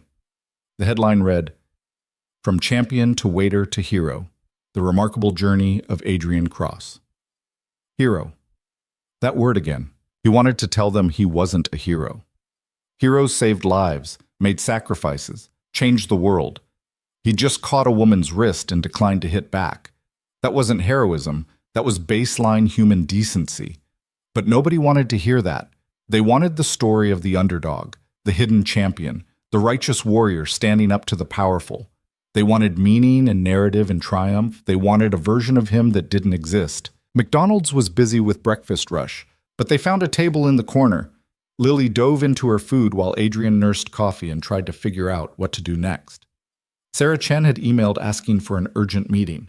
Frank had texted congratulations and a reminder about starting work tomorrow. The restaurant manager had called 3 times, and underneath it all, a growing sense that he'd lost control of his own story. That the Adrian Cross in the news, the noble father, the disciplined fighter, the working-class hero, was becoming more real than the actual person sitting in McDonald's watching his daughter eat hash browns. "Daddy, that lady is staring at you." Adrian looked up. A woman in business attire stood a few tables away, phone in hand, clearly trying to decide whether to approach. When their eyes met, she made her decision and walked over. "I'm so sorry to bother you," she said, voice trembling slightly. "But are you Adrian Cross?" Lily looked between them, curious. "I am," Adrian said carefully. "I just wanted to say thank you. My sister worked for Vanessa Vale 3 years ago. She left because of the abuse, but nobody believed her. Everyone said she was being too sensitive, that it was just Vanessa's management style." The woman's eyes were bright with emotion. "Seeing you stand up to her, seeing the world finally believe what we knew all along, it means everything." Adrian didn't know what to say. "I'm sorry your sister went through that. She's coming forward now because of you, because you made it safe." The woman smiled, wiped her eyes. "Thank you for not backing down." After she left, Lily tugged his sleeve. What did she mean? Sometimes people do bad things for a long time, and nobody stops them because they're scared or they don't think anyone will believe them. Adrian chose his words carefully. When one person finally says no, it makes it easier for other people to say no, too. Like when Tommy was being mean to the other kids, and I told the teacher, and then everyone else told too. Exactly like that. "So you're like a grown-up tattletale?" Adrian laughed despite everything. "I guess I am." They took the long way to Mrs. Chen's apartment, avoiding the main streets. Lily skipped ahead, seemingly unbothered by the chaos swirling around her father. Adrian envied that resilience, that ability to find joy regardless of circumstances. His phone rang. Sarah Chen, the attorney. "Mr. Cross, have you seen the news about Vale's firm?" "I saw." "It's worse than the papers are reporting. I have sources in the industry. She's lost 70% of her client base in the last 12 hours. Her board is forcing her to step down as CEO. There's talk of criminal charges related to the SEC investigation." Adrian stopped walking. "Criminal charges. Nothing to do with you. This is about financial irregularities they discovered during the review. But Adrian, the point is, she's not going to sue you. She can't afford the publicity, and she knows any lawsuit would be thrown out based on the video evidence. You're clear." "So it's over? The legal threat? Yes. The media attention?" Sarah's voice turned wry. "That's just beginning. Which brings me to why I'm calling. You need to make some decisions about how you want to handle this." "I want it to go away." "That's not an option. You're a public figure now, whether you wanted to be or not. The question is how you manage it." Lily had stopped to examine something in a shop window, a display of stuffed animals. Adrian watched her press her hands against the glass, trying to get a better look at a purple elephant. "What are my options?" he asked. "You can hide. Refuse all interviews, stay off social media, wait for the next scandal to replace yours. It'll take months, maybe longer, but eventually people will lose interest. Or you can control the narrative. Do select interviews, establish boundaries, use the platform to say something meaningful. You've got people's attention. You can either let them fill in the blanks themselves, or you can tell them what matters." "I don't want to be famous." "I know, but fame found you anyway. Now you get to decide what to do with it." After they hung up, Adrian stood on the sidewalk and watched his daughter fall in love with a stuffed elephant she thought he couldn't afford. He could, actually. The restaurant's paid leave meant steady income for at least 2 more weeks, and Frank's job would start soon. But Lily didn't know that. She was already moving away from the window, not asking, not expecting, just appreciating from a distance. That was what 5 years of careful budgeting had taught her. Don't want things you can't have. Adrian walked into the store and bought the elephant. Lily's face when he handed it to her was worth every penny. The meeting with Sarah took place in a coffee shop in Midtown, chosen specifically because it was too upscale for reporters to camp out waiting. Sarah arrived with a leather portfolio and the focused energy of someone who billed by the hour. Before we discuss strategy, I need to be clear about my role, she said once they were settled. I'm representing you pro bono as a favor to Richard. But if this turns into something bigger, if you decide to pursue opportunities that require serious contract negotiation, I'll need to bring in additional representation. Understood? Adrian nodded. Good. Now, let's talk about what you're being offered. She pulled out a list. 3 major networks want exclusive interviews. Good Morning America is offering the most money. 60 Minutes has the most credibility. I'd recommend the latter. I don't want money for telling my story. Sarah didn't look surprised. Admirable, but naive. You have bills, a daughter to support, and no job security. Don't dismiss compensation out of principle. It feels wrong, profiting from this. You're not profiting from defending yourself. You're being compensated for your time and the use of your story. There's a difference. She moved on before he could argue. There are also speaking engagement requests. Colleges, corporate events, conferences. Some are paying $20,000 for an hour of your time. Adrian's coffee cup froze halfway to his mouth. 20,000? For now, that number will go up if you play this right. Sarah's expression was neutral. I'm not telling you to become a professional speaker. I'm telling you that you have options that didn't exist a week ago. Use them wisely. What would I even talk about? Discipline, dignity, making hard choices, walking away from ego, single parenthood, class dynamics. Take your pick. You've lived a dozen different stories people want to hear. Adrian set his cup down carefully. This doesn't feel real. It's very real, and it's happening fast, which is why you need to decide what you want. Sarah leaned forward. Do you want to fade back into obscurity? Use this platform to build something? Leverage it for financial security? All of those are valid choices, but you need to choose. I want my daughter to be safe and happy. That's all I've ever wanted. Then let's make sure she is. Let me negotiate a few of these offers. We'll set boundaries, protect your privacy, and establish terms that work for your life. But Adrian, you need to let me help you. Don't leave money on the table because you think accepting it makes you a sellout. They spent the next hour going through opportunities. Sarah walked him through the pros and cons of each, explained what rights he'd be signing away, what commitments he'd be making. By the end, they'd agreed to 3 things: an interview with 60 Minutes, a speaking engagement at a university symposium on workplace dignity, and representation to field the ongoing offers. One more thing, Sarah said as they wrapped up. Vanessa's lawyers reached out this morning. Adrian's stomach dropped. I thought you said she wasn't suing. She's not. They want to negotiate a settlement. A settlement for what? I didn't do anything to her. Not that kind of settlement. They want to pay you to sign an NDA. To agree not to discuss the incident publicly, not to disparage her, not to pursue any civil action against her. How much are they offering? $500,000. The number hung in the air between them, impossible and enormous. $500,000. Enough to move out of the studio apartment, to give Lily her own room, to stop worrying about every expense, every bill, every unexpected cost. To breathe. What would I have to do? Adrian's voice was hoarse. Sign away your right to talk about what happened, forever. No interviews, no book deals, no public comments. The incident becomes legally off limits. And she gets to control the narrative. Essentially, yes. Adrian thought about the woman in McDonald's, the one whose sister had worked for Vanessa. Thought about the 3 former employees who'd found courage to speak up because he'd stood his ground. Thought about every person who'd ever been abused by someone powerful and told it was their fault for not being tough enough. No, he said. Sarah smiled. Good. I was hoping you'd say that. You were testing me? I was giving you the option. There's no wrong answer. $500,000 is life-changing money. But I'm glad you chose integrity. It's not about integrity. It's about not letting her win. Adrian's voice was quiet but firm. She tried to buy my silence with humiliation. Now she's trying to buy it with money. Either way, I'd still be serving her, just in a different way. Sarah closed her portfolio. That's exactly the kind of quote that's going to make the 60 Minutes interview powerful. Remember that clarity when the cameras are rolling?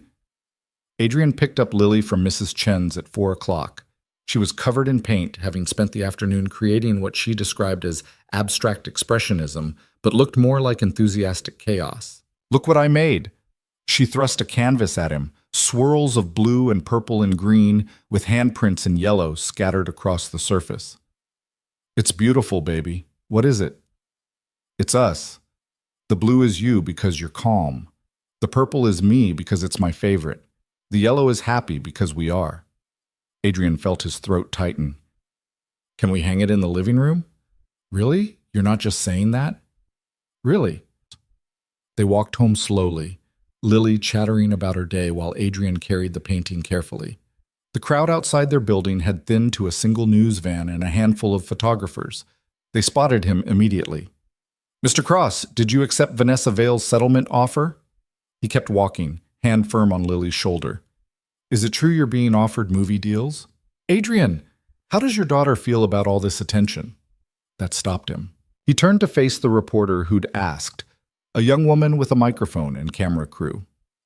"My daughter," he said clearly, "is 7 years old. She's a child, and she's off limits. All of you need to understand that. Ask me whatever you want about myself, but leave her alone." The woman had the grace to look ashamed. "Of course, I apologize." Inside the apartment, Lily immediately wanted to hang her painting. Adrian found tape and put it up in the living room, right where he'd promised. Then they made dinner together, spaghetti, her favorite, and ate while watching a cartoon movie about talking cars. It was normal. Blessedly, perfectly normal. At bedtime, Lily hugged the purple elephant Adrian had bought her and looked up at him with serious eyes. "Daddy, are we going to be okay?" "Yes, baby, we're going to be fine." "Promise?" "Promise." "Even with all the people asking questions and taking pictures?" "Even then, nothing's going to change what matters. You and me. We're good." She seemed satisfied with that, snuggling down under her covers. "Daddy, I'm proud of you." "For what?" "For being brave. For not letting that mean person hurt you." She yawned. "Mrs. Patterson says being brave doesn't mean you're not scared. It means you do the right thing anyway." "Mrs. Patterson is very wise." "I know. That's why she's my favorite teacher." Lily's eyes were already closing. "Love you, Daddy." "Love you too, baby. More than anything." Adrian sat in the living room after she fell asleep, looking at the painting she'd made. Blue and purple and yellow, calm and favorite and happy. In her world, those three things belonged together. In her world, they were possible simultaneously. He wanted to live in that world. His phone buzzed with a text from Frank. "Saw the news? Still want to start tomorrow?" Adrian replied without hesitation. "Yes, what time?" 7 a.m. We'll start slow, ease you back in. See you then." He turned on the TV, something he rarely did, and found himself on 3 different channels. CNN was running a segment about Vanessa's firm collapse. Fox had a panel debating whether his actions constituted assault. MSNBC was interviewing an employment lawyer about power dynamics in service industries. Everyone had an opinion about what he'd done, what it meant, what he should do next. Nobody asked him what he wanted. Adrian turned off the TV and sat in silence, feeling the weight of other people's expectations pressing down on him. Hero, inspiration, symbol, all these labels being applied to someone who just wanted to keep serving tables and raising his daughter in peace. His phone lit up with one more message. Unknown number, sent at 10:47 p.m. "You've ruined my life. I hope you're satisfied." No signature, but Adrian knew who it was from. Vanessa, reaching out from whatever remained of her empire to make sure he knew she blamed him. He stared at the message for a long time, then deleted it without responding. She'd ruined her own life. He'd just stopped being complicit in it. At midnight, Adrian stood at Lily's door one more time, watching her sleep. The purple elephant was clutched tight in her arms. Her breathing was steady and peaceful. She trusted completely and absolutely that her father would keep her safe. That trust was the heaviest thing he'd ever carried, but it was also the thing that made him strong enough to carry everything else. Tomorrow he'd start training again. Tomorrow the 60 Minutes crew would reach out to schedule the interview. Tomorrow there would be more offers, more attention, more people wanting pieces of him. But tonight, standing in his daughter's doorway in a small apartment in Queens, Adrian Cross was exactly who he needed to be. A father who'd chosen her over everything, a man who'd refused to back down, a person who understood that real strength wasn't about winning fights. It was about knowing which battles mattered. And this battle, the one for his daughter's future and his own dignity, was one he intended to win. Not with violence, not with anger, but with the same quiet determination that had stopped Vanessa's slap midair and changed everything that came after. He was ready. The alarm went off at 5:30 a.m., and for the first time in weeks, Adrian woke up feeling something close to purpose. He dressed quietly, careful not to wake Lily, and left a note on the kitchen table. "Gone to work. Mrs. Chen will make you breakfast. Love you, baby. Dad." The subway at 6 in the morning was a different world. Cleaners heading home from night shifts, bakers starting their day, the city's invisible workforce moving through pre-dawn darkness. Adrian found a seat and watched the tunnel lights blur past, thinking about the last time he'd headed to train. 5 years ago. A different person. A different life. The gym was dark when he arrived, but Frank was already inside, wrapping his hands at the front desk. "Punctual. Good sign." Frank nodded toward the locker room. "Get changed. We'll start with basics. Footwork, breathing, form. Nothing fancy." Adrian changed into the training clothes he'd bought yesterday. First new athletic gear in years. The fabric felt stiff and foreign. He caught his reflection in the locker room mirror and barely recognized himself. Older, tired, but still standing. When he emerged, Frank had the ring lights on, casting harsh shadows across the canvas. "Up you go." Adrian climbed through the ropes, and the feeling that hit him was visceral, muscle memory and emotion tangled together. How many hours had he spent in rings like this? How many rounds? How many fights? How many moments of absolute clarity when nothing existed except movement and breath? "Footwork first," Frank said, stepping in beside him. "Show me your stance." Adrian settled into position automatically. Left foot forward, weight balanced, hands up. "Good. Now move. Circle left." He did, and it felt wrong at first, rusty, uncertain. But Frank kept calling corrections, kept pushing him through the basics, and gradually Adrian's body remembered what his mind had tried to forget. They worked for 90 minutes. No sparring, no bags, just endless repetition of fundamental movements. By the time Frank called a break, Adrian's legs were shaking and his shirt was soaked through. "You've still got the foundation," Frank said, handing him water. "Going to take time to rebuild the conditioning, but the technique's there." Feels like starting over." "It is starting over. Different purpose this time." Frank leaned against the ropes. "You fought for yourself back then. Now you'll be teaching people to fight for themselves. Whole different mindset." "What if I can't do it? What if I've been away too long?" "Then you'll learn alongside them. Nothing wrong with that." Frank's expression was kind. "Adrian, you're not here to be perfect. You're here to be present. Big difference." The gym's front door opened, and a teenager walked in, maybe 15, skinny, with a black eye that was at least 3 days old. "That's Marcus," Frank said quietly. "Lives 2 blocks over. Gets jumped on his way home from school about once a month. Been coming here for 6 weeks, learning to defend himself." Adrian watched the kid drop his backpack and head for the heavy bags, moving with the careful stiffness of someone who hurt everywhere. "Does it work? The training?" "Last week, 3 guys tried to corner him. He didn't fight back, just controlled the distance, stayed calm, got away clean." Frank smiled. "That's a win. That's what we teach here." Over the next hour, more students arrived.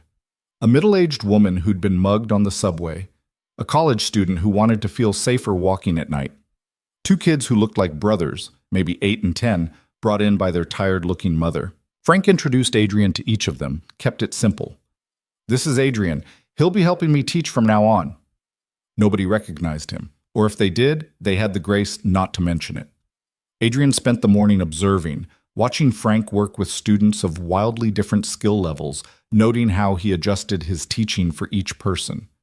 The woman who'd been mugged needed confidence more than technique. The college student needed to unlearn the aggressive postures she'd picked up from action movies. The brothers just needed somewhere to burn energy and feel strong. By noon, when the last student left, Adrian was exhausted in a way he hadn't felt in years. Good exhaustion. Earned. "What'd you think?" Frank asked, locking the door. "I think I have a lot to learn." Perfect attitude. Come back tomorrow, same time. We'll start working you into the rotation. Frank paused. Oh, and Adrian, the media found out you're working here. I've already told them we don't allow cameras or interviews on the premises. This gym is a safe space for students. That okay with you? More than okay. Thank you. Don't thank me. It's the rule for everyone. Frank clapped his shoulder. Go home. Rest. You earned it. Adrian took the subway back to Queens, feeling muscles he'd forgotten existed. His phone showed missed calls from Sarah, 2 different news producers, and someone claiming to be a literary agent. He ignored all of them and called Mrs. Chen instead. How's Lily? Perfect angel, as always. We're making cookies. Want to join us? Be there in 20 minutes. He found them in Mrs. Chen's kitchen, Lily wearing an apron 3 sizes too big, face smudged with flour. She launched herself at him the moment he walked in. Daddy, smell my hands. They smell like vanilla. He made a show of sniffing her fingers. Delicious. Are you saving any cookies for me? Maybe one, if you're really nice. They stayed for another hour, Adrian helping decorate cookies while Mrs. Chen puttered around her kitchen and Lily narrated every decision about frosting colors. It was domestic and simple and exactly what he needed after the morning's intensity. On the walk home, Lily slipped her hand into his. Daddy, you seem happy today. I am happy, baby. But because of your new job? Because of a lot of things, but mostly because of you. She squeezed his hand. I'm glad you're happy. You haven't been happy in a long time. The observation, casual and devastating, nearly stopped him in his tracks. She was right. He'd been functional, devoted, present, but not happy. Not in years. He'd been too busy surviving to think about whether he was actually living. I'm going to try to be happy more often, he said quietly. Deal? Deal. The 60 Minutes interview was scheduled for Thursday afternoon, filmed at the gym with Frank's permission. The crew arrived at noon to set up lights and cameras, transforming the familiar space into something that looked like a stage set. The interviewer was Catherine Walsh, a veteran journalist Adrian had watched on TV for years.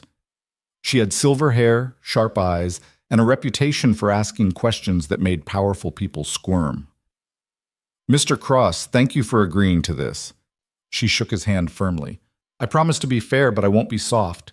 That okay with you? Wouldn't want it any other way. They sat across from each other in the ring, cameras positioned at multiple angles. Catherine had notes, but barely glanced at them. Let's start with the question everyone wants answered, she said once they were rolling. Why didn't you fight back? Adrian had known the question was coming, had practiced his answer. But sitting there, with Catherine's full attention and the cameras recording, he found himself saying something different than he'd planned. Because fighting back would have made me the villain, he said simply. The moment I threw a punch, no matter how justified, I'd have been the aggressive ex-fighter who attacked a woman. The narrative would have flipped. So I didn't give her, or anyone else, that opening. That's remarkably strategic thinking for a split-second decision. It wasn't strategy, it was survival. I've been navigating spaces where I don't belong for 5 years. You learn to read the room, understand the power dynamics, know what you can and can't get away with. Catherine leaned forward. Spaces where you don't belong? You mean restaurants? I mean anywhere the wealthy gather. As a waiter, you're furniture. Useful, necessary, but not quite human. You learn to accept disrespect because fighting back means losing your job, means not feeding your kid. Adrian's voice was steady, but his eyes were hard. Mrs. Vale wasn't unique. She was just the one who got filmed. So this happens regularly. This level of abuse? Maybe not physical attacks, but verbal abuse? Absolutely. Customers talk down to servers, snap fingers, make impossible demands, complain about things we can't control. And we smile and apologize because our rent depends on their tips. Why did you stay in that job if it was so degrading? Because it was flexible enough to let me be a father. Because it paid cash weekly when I needed groceries that day. Because it didn't require references from my fighting days that I wanted to leave behind. He paused. Because every job available to someone without a college degree comes with its own indignities. I chose the ones I could live with. Catherine consulted her notes. Let's talk about your fighting career. You walked away at your peak, Regional champion, undefeated in 2 years, sponsors lining up. Why? My daughter was born. I had a choice. Be the best fighter I could be, or be the father she deserved. I couldn't do both. Some people would say you could have done both. That plenty of athletes manage to have families and careers. Some people don't know what they're talking about. Adrian's voice was gentle but firm. Fighting wasn't a 9-to-5 job. It was training 8 hours a day, taking hits to the head, traveling for matches, living in a constant state of controlled aggression. I couldn't be that person and then come home and be patient with a toddler. I couldn't teach her that violence was wrong while making money from violence. Something had to give. Do you regret it? Never. Not once. Even when you were serving people who treated you like furniture? Even then. Catherine was quiet for a moment, studying him. Mrs. Vale offered you a significant settlement to sign an NDA. You refused. Why? Because silence was what she wanted, and I was done giving powerful people what they wanted at my own expense. But the money could have changed your life, your daughter's life. My daughter's life doesn't need changing. She's loved, safe, and happy. We have everything that matters. Adrian met Catherine's eyes. Money bought with silence isn't freedom. It's just a more expensive cage. They talked for 2 hours. About single parenthood and toxic masculinity and the economics of service work, about what it meant to walk away from violence, to choose vulnerability over power, to redefine strength as restraint rather than force. At the end, Catherine asked one final question. What do you want people to take away from your story? Adrian thought about Lily's painting, blue and purple and yellow, calm and favorite and happy all existing together. That you don't have to accept disrespect to survive. That walking away from something toxic isn't weakness. That the most important victories aren't the ones anyone else sees. He paused. And that being a good father is worth more than being a successful fighter. After the crew packed up and left, Frank appeared with 2 bottles of water. That was powerful, he said. You said things people need to hear. I said things I needed to say. There's a difference. Is there? Adrian drank half the water in one long swallow. I don't know anymore. This whole week has been surreal. I keep waiting to wake up and find out it was all a strange dream. It's real, and it's not going away. Frank sat on the edge of the ring. But you get to decide what you do with it. Nobody else. The interview aired Sunday night. Adrian watched it at home with Lily already asleep, his phone turned off, the apartment quiet. Seeing himself on screen was strange. This man who looked like him but sounded more confident, more certain, more together than Adrian felt inside. But the message came through clearly, and judging by the immediate social media response, Sarah had been monitoring and sent him screenshots. People were listening. By Monday morning, Adrian's life had shifted again. The university speaking engagement had turned into 5 offers. 2 publishers were competing for book rights. A foundation dedicated to supporting single parents wanted him as a spokesperson, and Monarch called to offer him his job back. Adrian sat in the manager's office, the same office where he'd been told to take leave, and listened to David's pitch. Corporate wants you to return. Full reinstatement, raised to 15 an hour, health benefits, guaranteed minimum hours. They'll even make you shift supervisor if you want it. Why the sudden change of heart? David had the grace to look embarrassed. Because you're good publicity now. They want to be the restaurant that employed the hero, that gave you a chance when nobody else would. I see. Adrian, I know it's cynical, but it's a good offer. Better than you had before. It's a great offer. Adrian stood, extending his hand. Tell them thank you, but no. David's face fell. You're sure? I'm sure. I'm teaching now, making a difference for people who need it. That's where I belong. Walking out of Monarch for the last time felt like shedding a skin. The burgundy vest stayed in his locker. The shoes he'd worn for 3 years went in the trash. That version of Adrian Cross, invisible, compliant, endlessly accommodating, was done. The speaking engagement at the university was 2 weeks later. Adrian stood backstage, more nervous than he'd been before any fight, listening to the moderator introduce him to an auditorium of 500 students. He chose fatherhood over fame, dignity over revenge, and taught us all what real strength looks like. Please welcome Adrian Cross. The applause was overwhelming.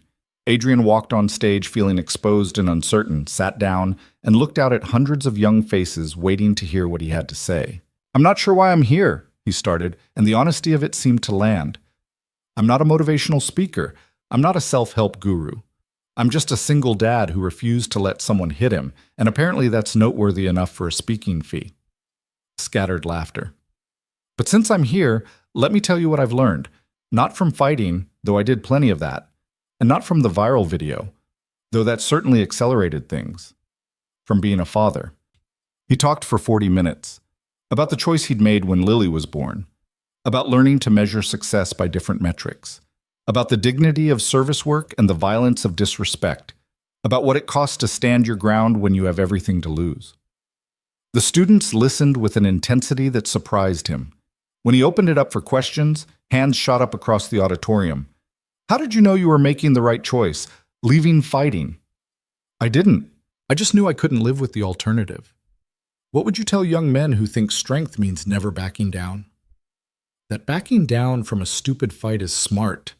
Backing down from your values is what makes you weak.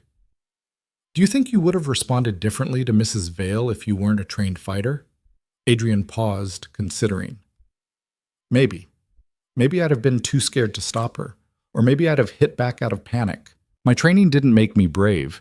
It gave me options besides fight or flight. There's a lot of space between those extremes if you know how to find it. After the event, students lined up to talk to him. A young woman told him her father had walked out when she was 3, and seeing Adrian choose differently made her cry. A guy Adrian's age said he'd just become a father and was terrified of screwing it up. A philosophy major wanted to discuss the ethics of restraint versus the responsibility to resist. Adrian listened to all of them, answered honestly, and felt something settle in his chest. This mattered.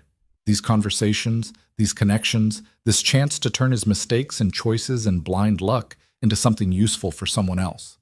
This was what the platform was for. 3 months later, Adrian's life had found a new rhythm. He taught morning classes at Frank's gym, worked with individual students in the afternoon, and was always home by 6 for dinner with Lily. The speaking engagements were monthly now, carefully scheduled around his daughter's needs. The book deal had been signed, though he insisted on working with a ghostwriter who understood he wanted to tell the truth, not sell a fantasy. The apartment was still small, still in Queens, but they'd moved to a 2-bedroom. Lily finally had her own room, which she'd decorated with her paintings and the purple elephant in a bookshelf Adrian had built himself. Vanessa Vale had disappeared from public life. Her firm had dissolved, the SEC investigation was ongoing, and last Adrian heard, she'd moved to London. He didn't follow the news about her. That chapter was closed. On a Saturday morning in early summer, Adrian took Lily to the park, their park, with the bench that overlooked the playground. She was bigger now, more confident, skipping ahead instead of holding his hand. "Daddy, can I go on the monkey bars?" "Go ahead, baby. I'll be right here." He sat on the bench and watched her climb, fearless and focused. His phone buzzed with a text from Sarah about another speaking opportunity, but he ignored it. This time, this perfect, ordinary Saturday morning, was more important. A woman sat down on the other end of the bench. Adrian glanced over, then did a double-take. Catherine Walsh, the journalist from 60 Minutes. "Mr. Cross, mind if I sit? It's a public bench." "Fair point." She was quiet for a moment, watching Lily swing across the bars. "That your daughter?" "It is." "She looks happy." "She is." Catherine pulled out a notepad, and Adrian tensed. "This isn't an interview," she said quickly. "I'm off the clock. I just wanted to tell you something." "What's that?" "Our episode about you was the highest-rated segment of the season. We got more response mail than anything we've run in 5 years. Know what most of it said?" Adrian shook his head. "Thank you." Catherine's voice was soft. "People thanking us for telling your story. Single parents who felt seen. Service workers who felt validated. Kids who watched their fathers choose them over careers and finally understood what that meant. I didn't do anything special. That's what makes it powerful. You did something normal, chose your kid, kept your dignity, refused to escalate violence. The fact that it seems special says more about our society than about you." She stood, putting the notepad away. "Anyway, I wanted you to know. What you did mattered. What you continue to do matters. After she left, Adrian sat on the bench and felt the weight of it settle over him. Mattered. Such a simple word. Such an impossible burden and gift. "Daddy, watch this." He looked up to see Lily hanging upside down from the bars, grinning wildly. "Very impressive. Be careful." "I'm always careful." She wasn't. She was 7 and fearless, and absolutely certain her father would catch her if she fell. That faith, that complete unreasonable trust, was the thing he'd protected when he caught Vanessa's wrist. The thing he'd chosen when he walked away from fighting. The thing that made every sacrifice worthwhile. Adrian's phone rang.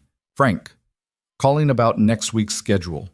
He answered it and made plans, still watching Lily play, still present in this moment, even as he planned the next. This was his life now.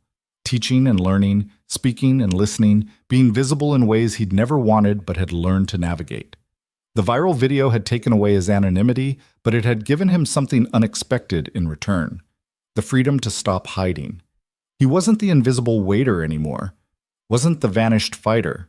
Wasn't the struggling single father trying to survive unnoticed. He was Adrian Cross. Teacher, speaker, father. Someone who'd learned that true strength wasn't about winning fights. It was about knowing when to walk away, when to stand firm, and when to let the world see who you really were. Lily ran over, breathless and sweaty, throwing herself into his arms. "I'm hungry. Can we get ice cream?" "It's not even noon yet."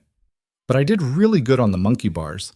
Adrian laughed, standing up with her still in his arms. "Okay, but just this once." "You always say just this once, and then we do it again next week."